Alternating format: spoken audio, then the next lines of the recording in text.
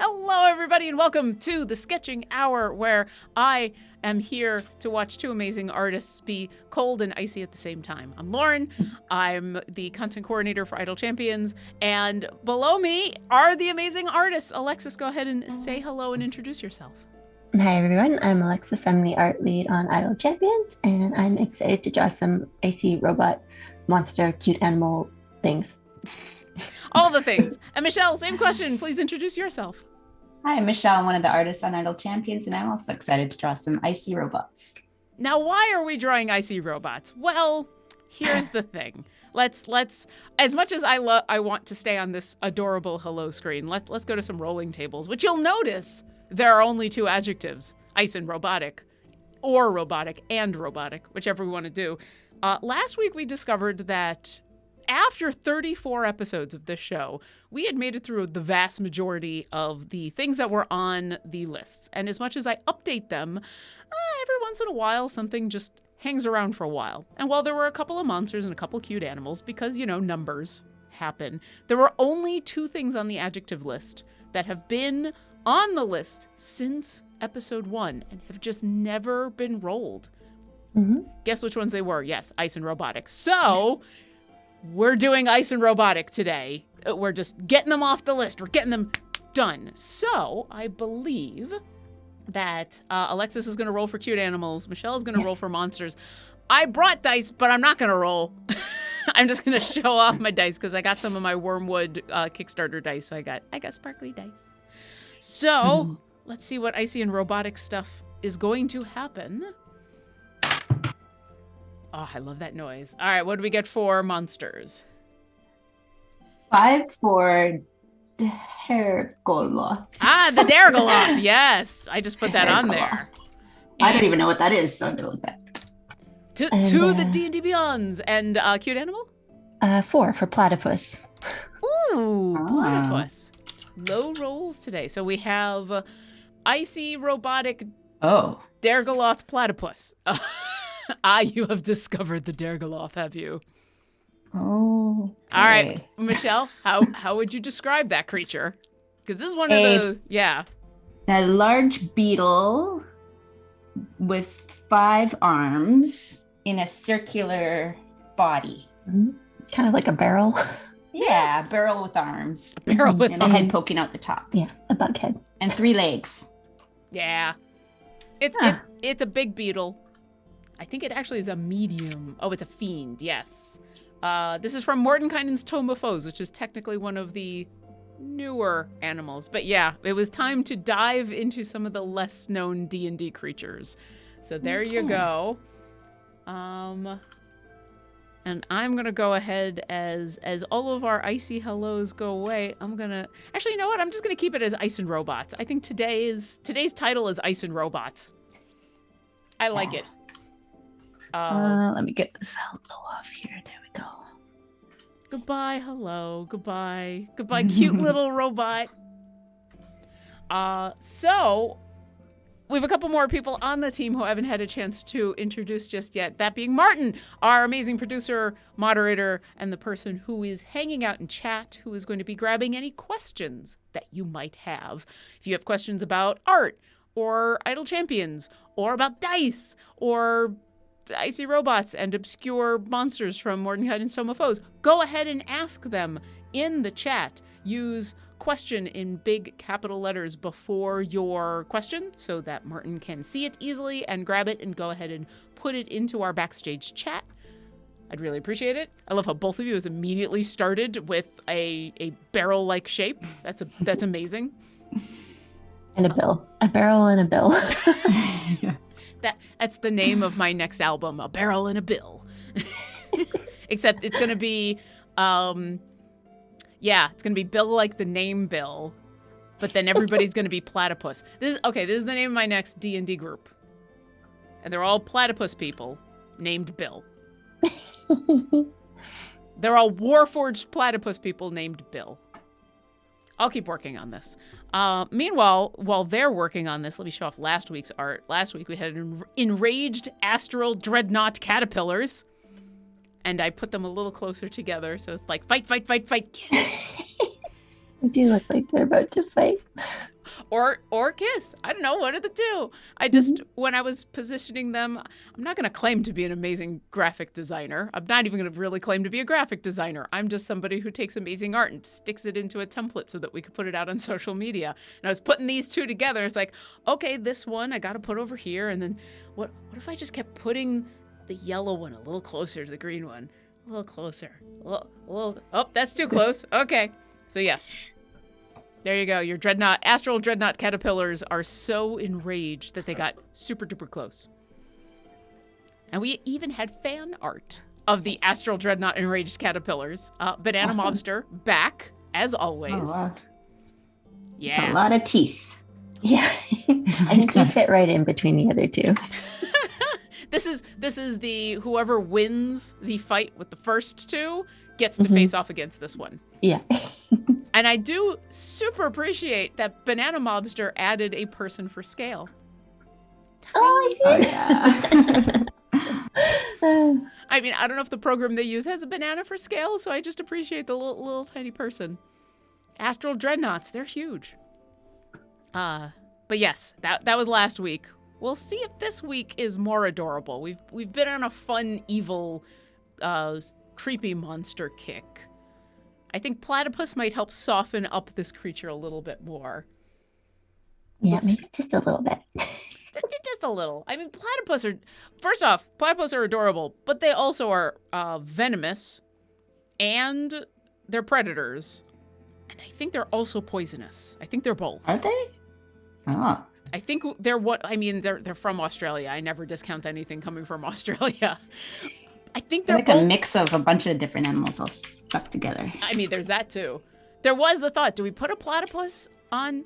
Like, I try to avoid some of the D&D monsters that are just, it's two animals stuck together, because I'm like, well, but that's what we're doing. Like, I keep going to Fizban's Treasury of Dragons to try to put some of those new creatures in there, but a lot of those creatures are like, but what if this lion was a dragon?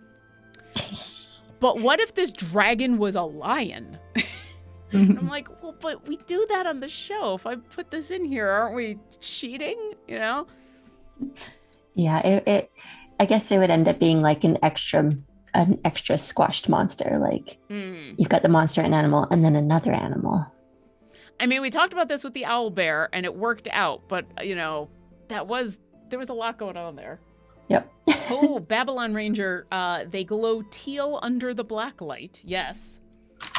Platypus are wild. Platypus are amazing. They're echidnas. They're one of the only mammals that lay eggs. They are considered a legally protected species because they are considered endangered. I'll have to look up later. I thought I remembered that they're both poisonous and venomous, that they're one of those creatures, but I might be wrong. Owl bears are the exception because they're owl bears, says Alfalker. Yeah, I mean, owl bears get to be the exception for a lot of things. All right. Oh, we've got questions. Thank you, Martin, for grabbing these questions. Babylon Ranger is making a suggestion, an icy robotic... Oh, this looks like a dinosaur name. Dergalothopus. Dergotholopopus? Snuffleupagus? I know that. I don't know the other one. Wow. Oh, and Sherlock's Hound is answering, what was the monster's name again? So it's a Dergaloth, and I'll go ahead and spell that Dergoloth.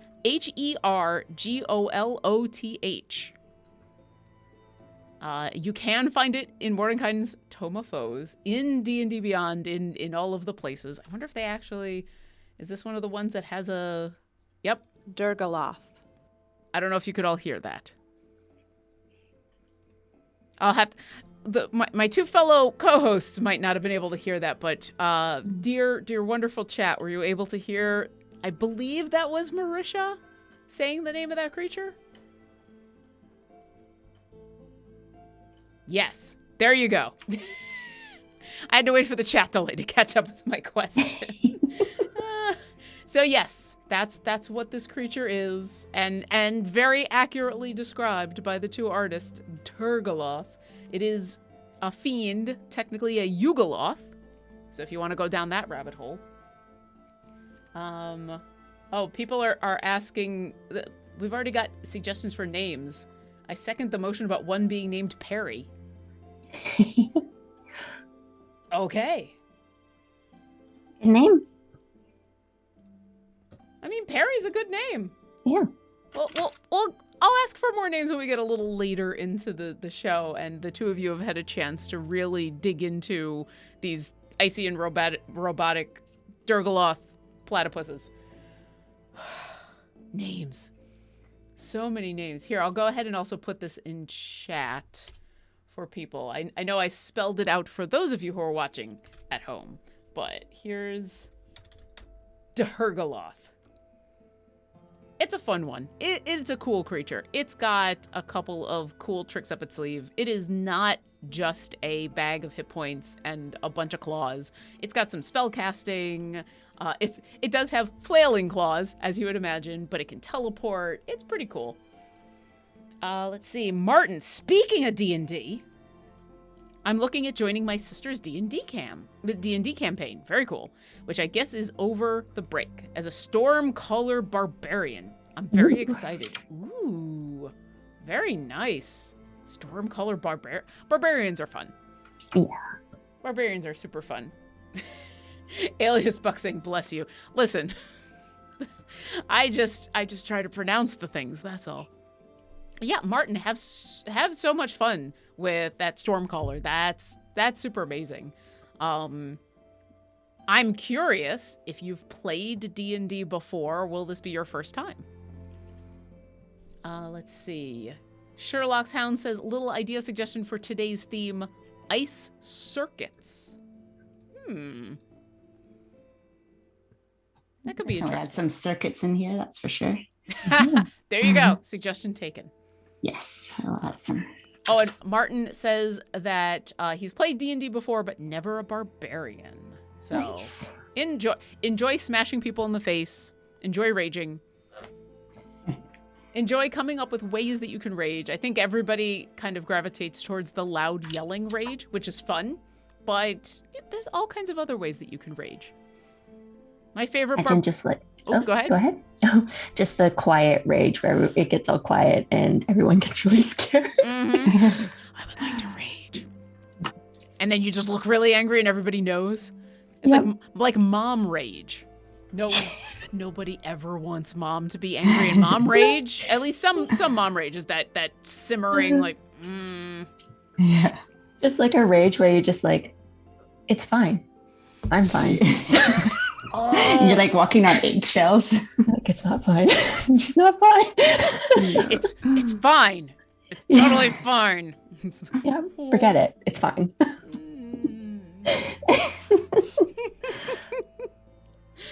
Let's see. Martin says, Martin is here with more fun platypus facts. I know we had talked about they glow teal under the UV light. Male platypuses have venomous talons on their back feet.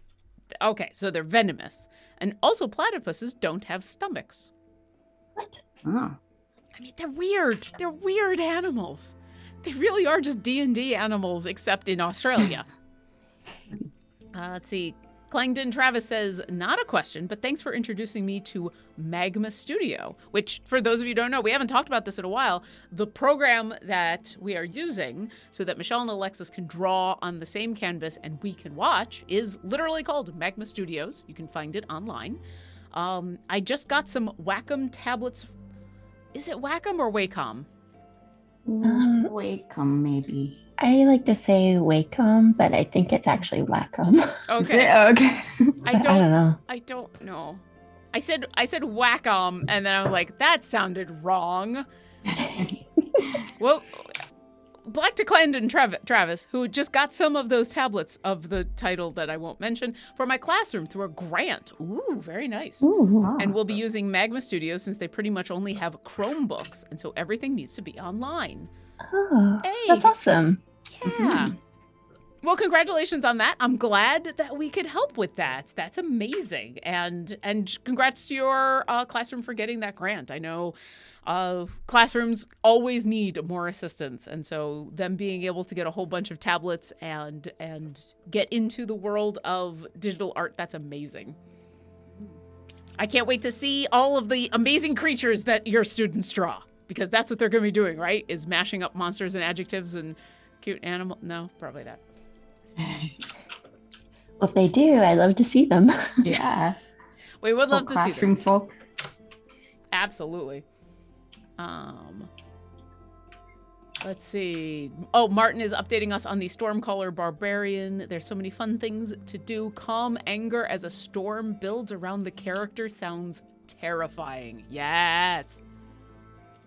I mean, there's the whole animated idea of, like anime, a little storm cloud appears over you, and it sounds cute until it gets bigger and more intense, and you realize, oh, wait, this includes lightning. That could kill me. Absolutely. Yep. Oh, okay. Everyone in chat, whack 'em. Truwana Hedda says, whack 'em. Alias Buck says, Wacom. And then Jaluli says it's Wacom if you watch any of their videos. However, it should be Wacom. I agree with that. Is this like the GIF thing, and where the creator of the word says one thing, but everybody else has just decided it's a different word, and so that's what they say? Yeah. Kay Maelstrom also says Wacom. And Dan's J4B says, always used and heard it say as Wacom. Oh, and Cassie's 335 is dropping community points in order to say Wacom, wake off. Yeah, I think it's I would like to go with whatever the people who created the product say, because I feel like D&D monsters, when you create them, you get to decide how they are pronounced, When you're the DM, whatever you say goes. But it does seem like most people say Wacom. Sherlock's Hound says, we're right with GIF and we're right with Wacom. This has happened. I can think of several other things that I know the creator says one. Not only can I think of several things where the creator said it one way, but then popular opinion turned into a different way. There's a bot that you can add to Discord that is a bot that grabs dice rolls from D&D Beyond. And the name of that bot, how it was pronounced, changed over the course of my time working there, and the creator decided to go with what the popular opinion of the word was. I'm going to say it that way because I don't want to influence anyone's way of saying that word. But I literally watched it happen of everyone calls it this. So I guess I'll call it this too. Yeah. Well, sometimes it's probably just easier to go with the flow than to go around being no, it's said this way. Yeah. Yeah. I had that happen with Orkira, actually. It almost happened, I should say. Because when we first started playing Heroes of the Veil, Orkira has that hidden R in there, the Orkira. Mm-hmm. And a lot of people were just saying Okira. And it's a pronunciation thing and an accent thing. And there were a couple times where I said Orkira, or Okira too. I was not helpful. But if you go back and watch the first half of the first season of Heroes of the Veil, it's a lot of Okira. And then eventually you just hear me saying Orkira. Orkira. Orkira. I'm just get it in there. Every time you introduce yourself to an NPC, or Kira. Hi. Or Kira. Hi, how you doing? Yeah. Just get that R in there. It was, her name was a randomly generated bunch of letters that I then added R into specifically because she's Dragonborn, and I'm one of those people dragons? Hidden R's. How do you make a name into a dragon name? Add a couple R's in places you don't expect. Arlexorus. I was just thinking, where would I put an R in my name? Mm-hmm. Alexis or... Michelle, where would you put R's in your name? Mearshell. Mearshell. There you go. See? add a couple of R's in places you don't expect. Dragon name. Go ahead, chat. Try it at home. Try it with your name. Andromech? Andromecherek. There you go. Hidden R's. R. Alexis. Alexis. Ah. That's also my pirate name. R. Alexis. Your dragonborn pirate name. R. Yeah. Alexis. All right, we've got some more questions. Let me get to those. Barefoot Monkey wants to know. I didn't even notice it until they pointed it out. Our Alexis Yes. is the one that you're drawing. Is it just a platypus in a mech suit? Yes. Oh my god, that's amazing. I love how both of you went for two different ideas. Michelle is just like, I'm all in on this mechanical creature with multiple arms and all the bendy bits, and this is all a robot. And Alexis is like, I want a platypus going to space. Oh, I love it. I do need a suggestion for his fifth arm in the back. I ran out of ideas. Oh, okay, chat. We need suggestions. What kind of appendage, I guess you would say? What kind of appendage should Alexis add to arm number 5? Mm-hmm. So I'll read off a bunch, and you can choose from here. Let's see. K. Maelstrom says a drill. Mm-hmm. Pilkazar says a ray gun. Mm-hmm. True Wanaheda suggests a spatula. Oh, wow. Doorbell Stream says a flamethrower. Serturius says maybe a chainsaw. And the real Bunny Beast says a circle saw. Mm-hmm. Andromech suggests a freeze ray. Sherlock's Hound says a magic ice spear. Mm-hmm. Raider Eric G says ray gun for defense. Everything is going so fast. Wow, everybody's got an opinion on this. I love it. I don't know. I might go with the spatula. The spatula's fun. We also had we had some other very sensible suggestions, like Prakject said a flashlight. Mm-hmm. Starchaser 43 is going to make a reference and say a sonic screwdriver. A fallen angel suggests a sword. Mm-hmm. Let's see. D20 arm from Shrivik 74. Clap Thunder says a plunger. I mean, Rye Guy Sandman. That's why he's in the suit. He's a plumber platypus. a plumber? A plumber? Yeah. A platyplumber. Mm-hmm. Yeah, hammer or a pickaxe, a hook, a mace, a sawzall, a poison spike. No. We're not going in that direction. We're doing a platyplumber. Not the other way, because I'm not saying that. Chat, look at me. There's some things I really just shouldn't say out loud. And so we're saying platyplumber. Not the other way around. The spelunking platypus plumber. Yes. Oh, and they like the steering wheel. So there you go. That is a multitude of suggestions. Michelle, are you looking for any suggestions from chat for anything? Or are you on a roll? I don't think so. Yeah. I mean, you've already taken chat suggestions because you've added circuitry. Yeah, a little bit. Yeah. I like that view Find into the where else innards. I just want to find more places to put circuits. Where else should I put circuits, chat? There you go. All right. Michelle would like to know, where else can circuits be placed? Also, because you went with the spatula, everybody's starting to suggest kitchen implements, which I find funny. He's a chef. A chef, a platter chef. Doorbell Stream suggests, so this is for where to put more circuitry on the bill, which I really like. And Rye Guy Salmon says the bill would make sense. True Wanaheda suggests the circuits for the hair. Andromech says give it a watch or wrist omni tool. Mm-hmm. Sailnit says webbing on the feet. Dan's J4B says circuits on the head a la Borg style. And yeah, some Duchillin agrees. Cybernetic faceplants. Let's see. We've got beak, snout. A lot of people want that mechanical bill.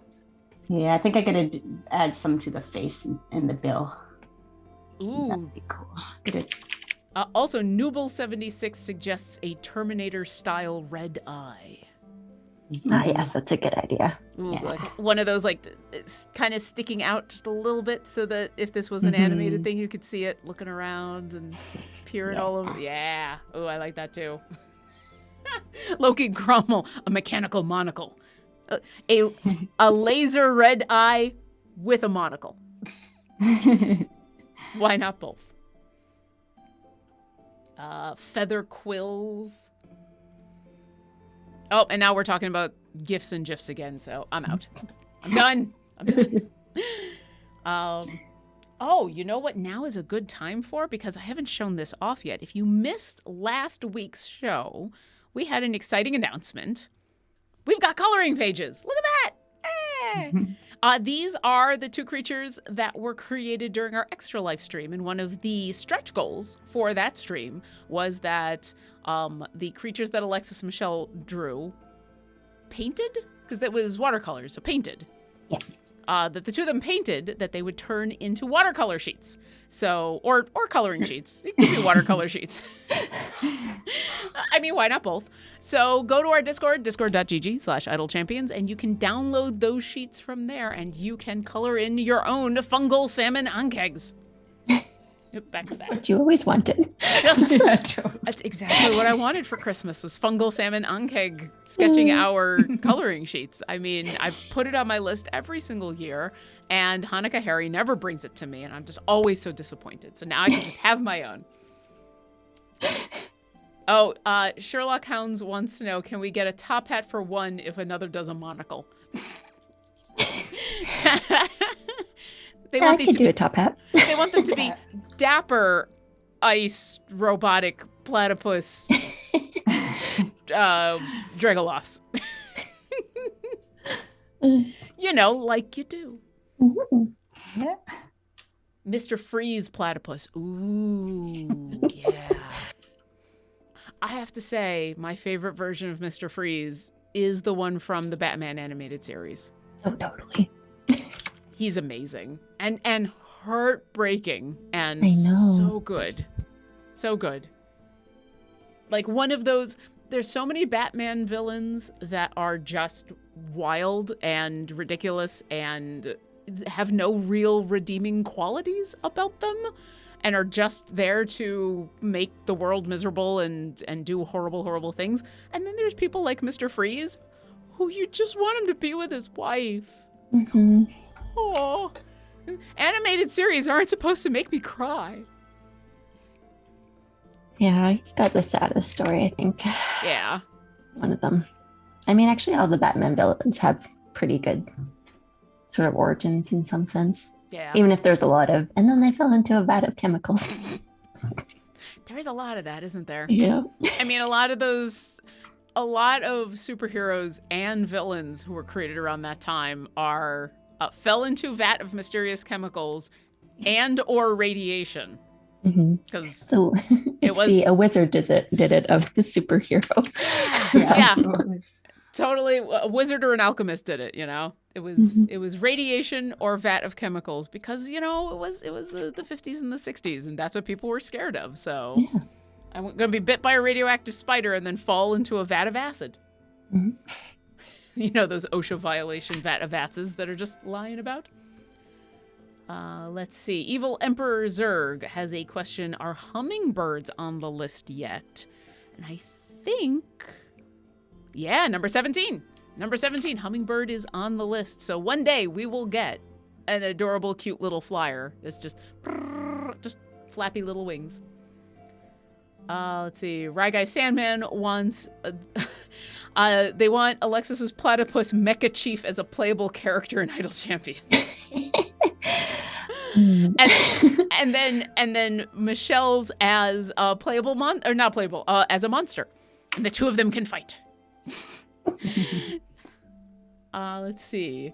Cassie335, question. So is ice getting factored in later, or does it survive another week? Well, I think what we decided was that you could choose whether you want to do ice and or robotic. I'm doing ice, but I'm leaving it to the end. I'm adding it on top of the whole thing. Well, not the whole thing, part of it. And mine's a Mr. Freeze platypus, so. So there you go. Both are doing both. So both come off the list. Oh, yeah. And Pilkazar says top hat on top of the mech suit would be top. Absolutely. Absolutely. Oh, and for those of you who are just joining us from the game, welcome. You're probably wondering what is going on. Sometimes we wonder the same thing. So our two wonderful artists are creating creatures based on rolling on some rolling tables, as well as a couple of things that were decided in advance. These are icy, robotic, platypus Dergaloths. If you don't know what a Dergaloth is, that's understandable. It's not one of those creatures you hear about like a beholder.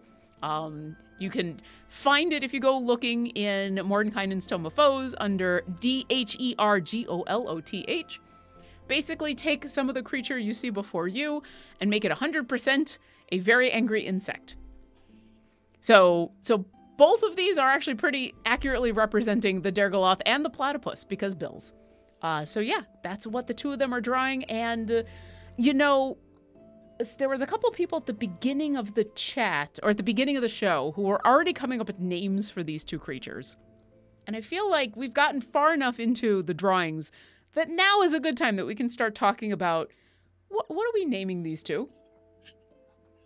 I need naming suggestions. Oh, chat, please come to me with naming suggestions. Oh, and Doorbell Streams is right away, Bill or Billy. I mean, do you want Bill and Billy?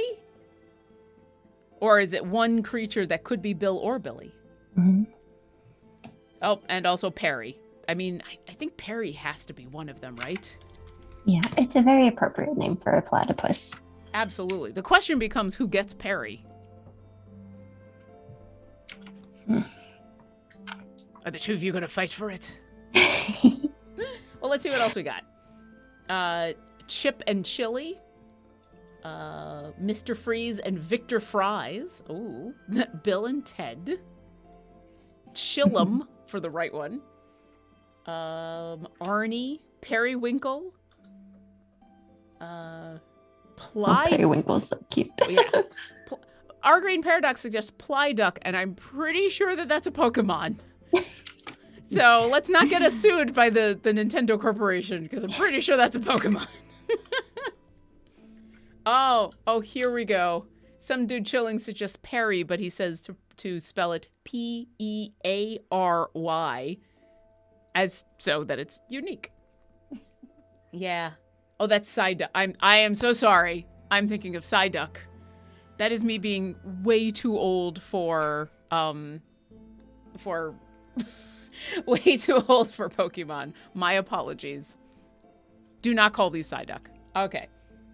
I like when every once in a while one of our watchers comes up with two names that are just like very down to earth names, because I kind of like fantastical creatures that have really, really simple names. For example, Joja says Dave and John. I mean, that's two very sensible names for two very sensible creatures. Mm-hmm. Yeah, I do enjoy like human names for pets as well, like a dog named George, that kind of thing. That's the name of a children's book, A Dog Named George.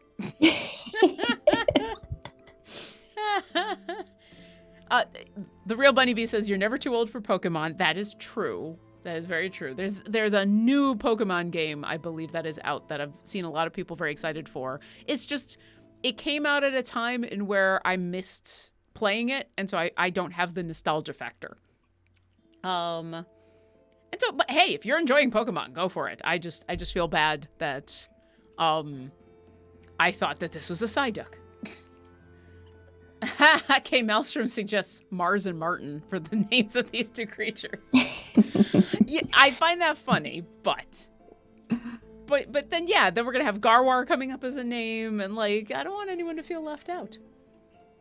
Oh, some dude chilling suggests you could call them Betty and White. Aww. Mhm. Well, now you can make me cry.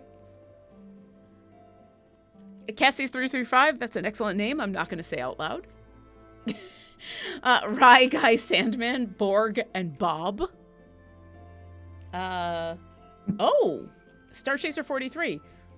Dave and Sheldon. They're the first names of the creators of Mr. Freeze. Dave Wood and artist Sheldon Moldoff. Oh, cool. Yeah. I like that. I like that a lot. I like it too. Yeah, I know we're just like, I know we're all about that Perry life. Well, it could be their last name. Dave Perry and Sheldon Perry. Yeah. I think that's what we're going with. Okay, who wants to be Dave Perry and who wants to be Sheldon Perry? Michelle, you can choose. I like Sheldon. It's cute. Sounds good. All right, Sheldon on the left, Dave on the right. I like this. I like those kind of names. That's how I've been trying to come up with names for D&D characters, is like looking into names I can reference, which is super helpful because I'm really, really bad at names. I got that advice actually from Trevor and Aaron and B Dave off of their podcast, because they do that whole writing about dragons and stuff, and that was their suggestion, was go figure out describe your character in a word or two and then put that in a different language, or come up with words or a phrase that describes your character, or look into the history that your character would know about and pull names from that. So that's cool. I like that a lot. Sheldon Perry. I'm sorry, I can't do that, Dave. I mean, if we're gonna make 2001 references. All right. Anyway, back to the wonderful Martin, who's been grabbing actual questions from chat. Well, I've just been looking at chat for tons and tons of advice. Sherlock's Hounds wants to know, are sea slugs bunnies on the cute animal list? I'm assuming you mean sea slugs or sea bunnies, because I'm pretty sure we've had rabbits and or bunnies. Well, there's the sea slugs that look like little bunnies. Is that what those The are? nudibranchs or whatever they're called. Oh yeah, nudibranchs. Nudibranchs. There's those. There's also those ones that so there's like the cute ones that look like bunnies, but then there's other versions of those that basically eat other nudibranchs. And I have no idea how to describe this creature, because I've wanted to use it in a D&D game for a while as a monster, but like their bodies look like green gelatinous goo, and they've got all the little arms, and they scurry around the bottom of the sea, and their head looks like just a big green bowl that can distend, and so they rush up to creatures, and you just watch as they just distend their bowl head and capture creatures and then scoop them up. It's very weird. effective. Yeah, nudibranchs are really cool. True One Ahead wants to know, Michelle, will yours be joining the Great Modron March next year? Yeah. That's exactly what I thought when I first saw the monster. They look like Modrons. That's amazing. Yeah, I think he will join them. I mean, it's got 5 arms, so it'd be already a pretty powerful Modron. Mm-hmm. It's like your current monster, and also the little Modron owls that we made like several weeks ago. Oh yeah. Well, the owls are their familiars, Yeah. or scouts, or both. Yeah, that'd be awesome to see. Michelle, I think yours would fit right in with the Great Modron March. Like, a whole bunch of monodrones and duodrones and a platypus icy robot creature. Yeah. Why not? Yeah, pentadrone. I mean, but that's a starfish. Right? Like the pentadrone is the one that looks like a starfish.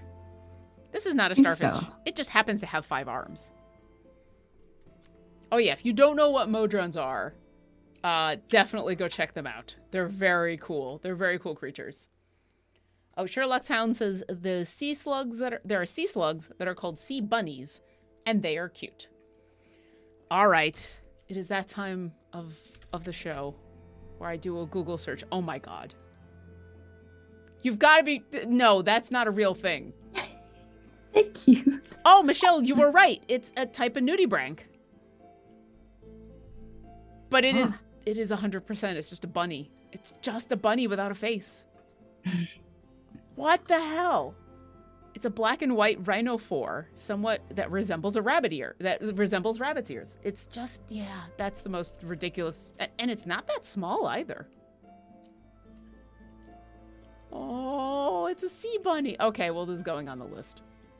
It's going on the back end list. Sea bunnies. There you go. Not just nudibranchs in general, but sea bunnies in specific. And then we'll have to add bunny so that we get bunny. Oh, and now the suggestions are starting to pour in. Okay, everybody, here we go. Loki Grommel suggests an adjective of faceless. Okay, Alexis, Michelle, is faceless something you'd want to do? Yeah. We could, like, I think it would look super creepy. It might be kind of fun. Yeah. Okay. I could see that being just on the edge of, wait, that's too creepy, but, you know. We have to have one of those too creepy episodes every once in a while. Yeah, I don't know what it is, though. Faceless to me seems like the kind of creepy that could actually bother people versus the kind of creepy that's like, oh, that's super creepy, but I'm okay with it. Like, like actually no face can be terrifying, but I will put it on the list. And then hopefully it won't come up when we've got the sea bunnies, because then the faceless thing without a face. Eyes without a face. Now I've got that song in my head. Adjective molting. Some dude chillin'. I don't think we've got molting either. Well, I can't look at the adjective list. I don't have it up here. We can't look at the adjectives. I don't think we have molting. I'll put it down. Sounds familiar. I think we do. That's an interesting idea depending on what creature you have, because like if we'd ended up with a robotic thing, if we'd ended up with a modron, how does a modron molt? Just like lose bits and pieces, like little gears and little screws. It's a little spring coming on one side. Yeah. Yeah, because molting. Yeah. Oh, Sherlock's Hound says a molting moose is terrifying. Well, moose are terrifying. Meese? Yeah. Moose. Moose. So big. Have you ever encountered a moose?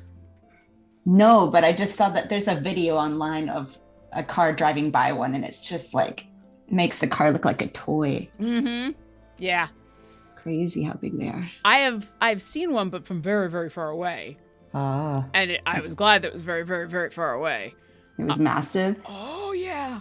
Yeah. It was one of those like, oh, that's super close. No, it's very far away. It's huge. It's just, it is just a massive creature. And yeah, they do not care. I have been told that moose are incredibly deadly and dangerous, and I believe it. Everyone talks about how all of the creatures in Australia are the venomous, and they're going to bite you, they're going to attack you, they're going to kick you, they're going to, that they've grown to be the most dangerous creatures on the planet. I'd put Canadian creatures up against Australian creatures. Like, granted, there's not a lot of poison and venom in the Canadian wildlife milieu, but like, wolverines are terrifying. Mm-hmm. The bears you all got? Some of the bears are not as scary. The the scale of bear is not as scary to terrifying. They don't go lower than not as scary. Like, not as scary is as least scary as they get. Wolverines, moose, Canadian geese, a flock of Canadian geese. Nope. I would rather face a rattlesnake than a flock of Canadian geese. We have rattlesnakes too. Do you? Yeah. Where? Like kind of in southern BC, like in the mountains? What's it called? So I went climbing at this place called Skaha. Okay. And I think it's kind of close to the border with the States, but we do have some like more deserty areas. Damn, I did not know. And it is in the Okanagan Valley. So, yeah. There you go. Canadian rattlesnakes versus Australian rattlesnakes. My money's on Canada.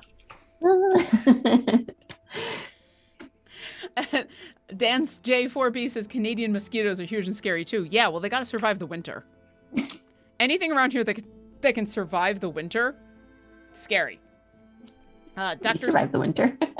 And y'all are scary. Why do you think I still live in Seattle? No, I'm joking. Yeah, horseflies. Horseflies are not fun. Dr. Scott Math says polar bears have been filmed using boulders as weapons against walruses. I don't doubt it. See, and now we've lost half our audience as they've all gone to YouTube to go look up polar bears fighting walruses with boulders. I mean, these two creatures that the both of you are drawing are obviously smart enough in order to use tools. Like, how... So both of these are equipped with multiple ways of defending and or attacking other creatures. What's their main way of attacking something? For mine, it's the flipper. Not the spatula? Tail? Oh.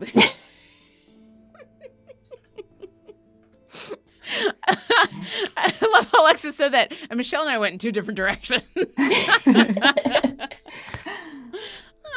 Knight the Ice Raid, the flipper. Okay, yeah. All right. All right. And Michelle, how about you? Which of your multiple glowing deadly eye spots is the most deadly? Or is there something else we don't know about?